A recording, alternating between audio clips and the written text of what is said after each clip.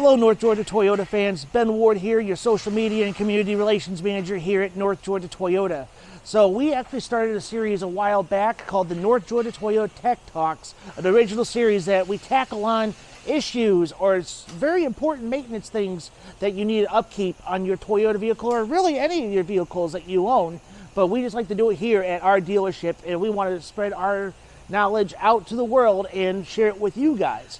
So last time we started the pilot episode of our original series, we talked to a veteran technician and a new on our staff, Vince, as we talked about the importance of the check engine light. So go ahead and make sure you check out that episode to kind of kick off this original series. So to continue on for the next episode of this original series, we're going to talk about tire maintenance, more specifically patching the tire every time you run over something pesky on the road, such as like a little screw or a nail, and then it kind of flattens your tire. So we're going to talk to Jimmy as he's going to go over the importance of patching your tire and getting that fixed. So let's go ahead and talk to Jimmy. Let's go. So a big symptom or like giveaway that you could have a flat or something in your tire that would be necessary for repair would be like flat tire, TPMS light coming on. There's kind of a difference between the two. So if you see your TPMS flashing, that normally means that something's faulty with your sensor. Like it could be a battery, bad sensor. But when that light is solid, that normally indicates a low tire pressure on one of the tires.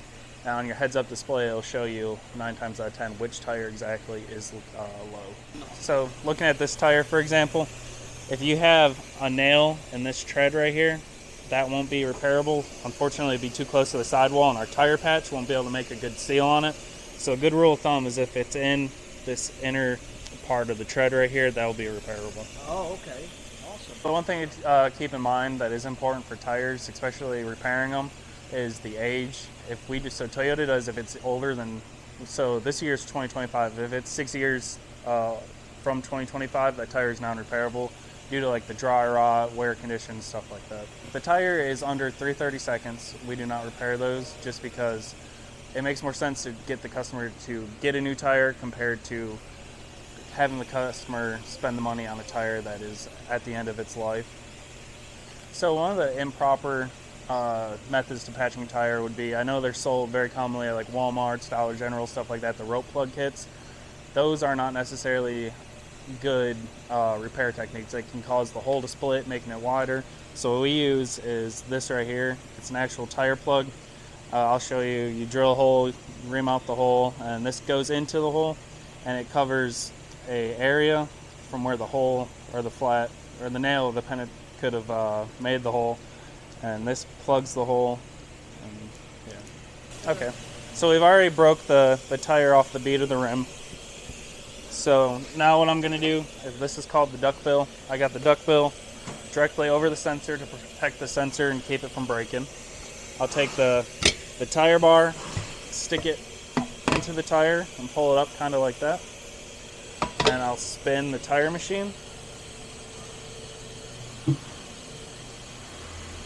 And I'll bring that sensor back over here to protect it. Then I'll reach down, stick the bar onto the bottom bead while pulling up onto the tire and pop it up over the duck bill again.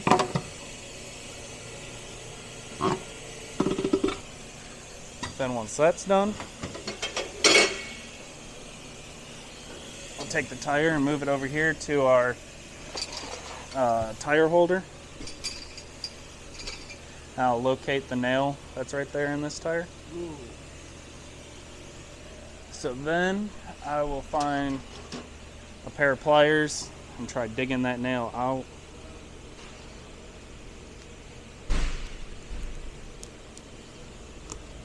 Once that nail is out, you can see it there.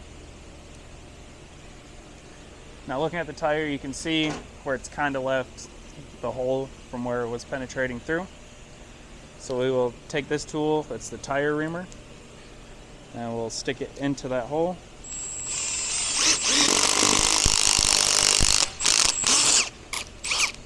And then we'll ream that hole out. Then we spin the tire back to where the hole is, or to where we can see it, right through there.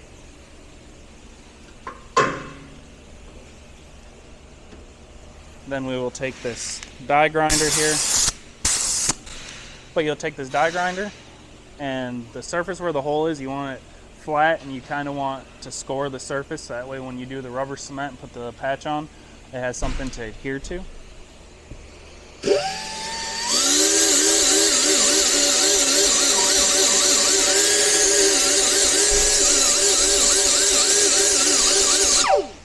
Now when you do that, you don't have to go too crazy. You don't want to sand down the tire to where it shows the cords of the wire of the tire. You just need, like I said, a good enough surface for the patch to adhere to. But once you get to this point, this is our rubber cement. We put it down so that way the patch can get a better bond to the tire.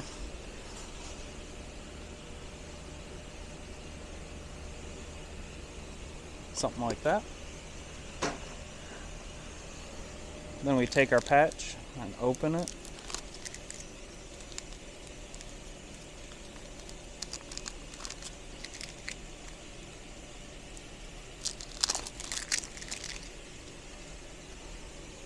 Then we insert the metal part of the patch into the hole. Now what I like to do is rotate the tire this way and get a pair of pliers and pull the patch through. And what I do is I come in here and get a visual on the patch while I'm pulling to get it snug. So that way it sits down all the way.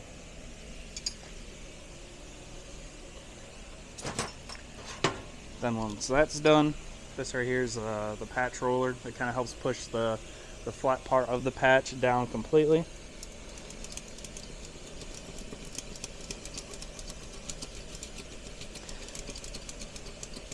I'll go in a vertical motion like that and then a horizontal just to really make sure that patch is seated down properly. Kind of like brushing your teeth. Yeah. And what I like to do, just as a precautionary measure, is I like to add a little bit of rubber cement around the top just to kind of seal it in a little bit better.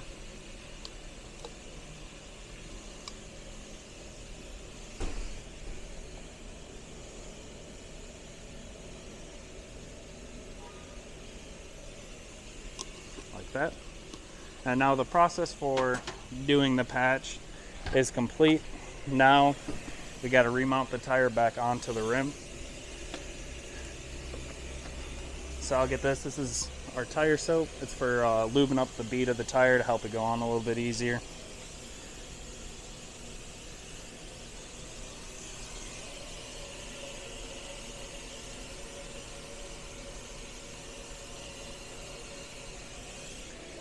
So now once that's done, I will take and position the rim to where the TPMS sensor is right here.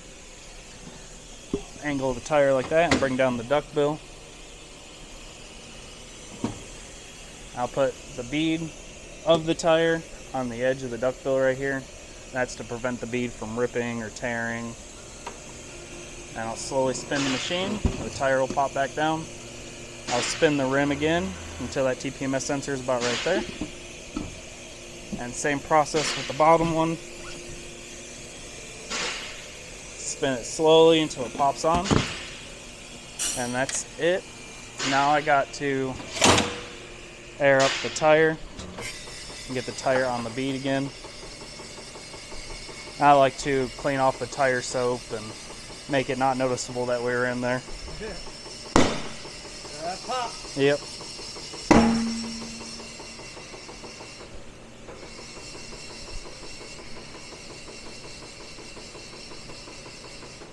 And once the tire pressure gets up to 40, I'll take the core of the valve stem and insert that back into the valve stem.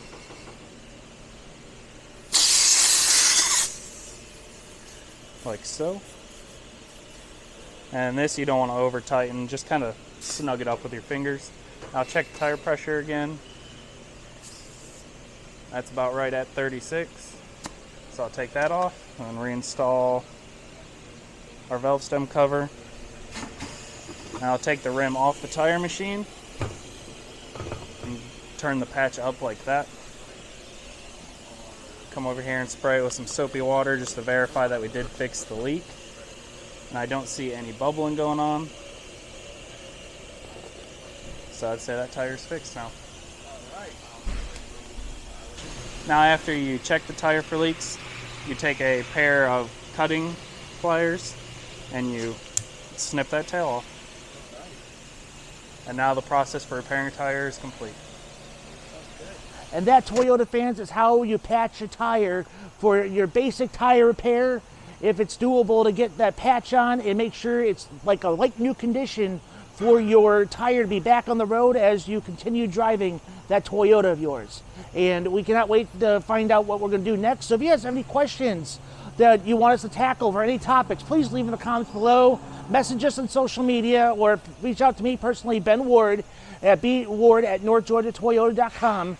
And if there's anything that you want us to look into or ask one of our technicians or lube technicians, we would love to answer those questions for you. So when other dealerships say that we can't do that, what do we say at North Georgia Toyota? We say, oh yes, we can. Only at North Georgia Toyota. Like and subscribe. We'll see you guys in some future episodes.